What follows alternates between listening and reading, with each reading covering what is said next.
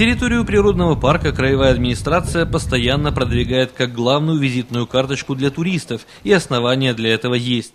Именно Даугавас-Локи обошел Динабургскую крепость в списке национальных культурных приоритетов, став официальным кандидатом от Латвии для ЮНЕСКО.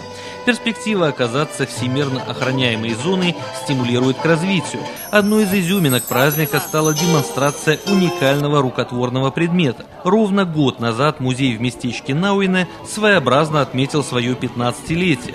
Энтузиасты начали создавать любопытное одеяло с серьезной претензией – попасть ни много ни мало в книгу рекордов Гиннесса. Маленькие вязаные лоскутки сплетаются воедино, техника и цвет не имеют значения. Сверхзадача сотворить самое длинное в мире домотканное покрывало. По словам директора музея Эвиты Кусини, уникальная в своем роде идея имеет прямое отношение к природному парку. Мы хотим это одеяло связать 500-600 метров длиной, чтобы перетянуть через Даугаву. В том месте, которое находится в Наунской волости, это Даугавас-Вааты, то есть и самое узкое место Даугавы. Так что у нас еще большая работа впереди. Это только еще начало. И я надеюсь, что жители активно к этому подключатся, и каждый сможет поучаствовать целыми семьями. Призыв на участие был брошен на всю страну, и всего за 12 месяцев одеяло единства обросло 1500 кусочками. Посильную лепту внесли даже гости из ряда европейских стран.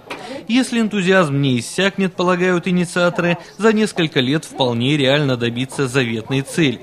На уровне Латгалии фестиваль Аукшдаугава стал серьезной достопримечательностью. Исполнительный директор края Ванда Кезика не скрывает оптимизма. На днях сделан еще один шаг к привлечению гостей.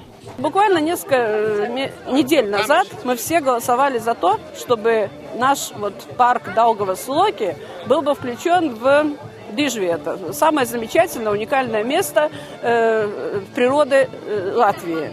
Ну и мы, конечно, были очень приятно обрадованы тем, что он и получил такой статус вместе с нашим Ницгальским большим камнем. Но сегодня, наверное, этому подтверждение. Впервые за годы проведения в свет вышла книга о жителях деревни Слутишки, этнографического селения старообрядцев на берегу Даугавы. Скорее рассказ об истории поселения. На сегодня в местечке остались 2 аборигенов, младшему из которых 79 лет.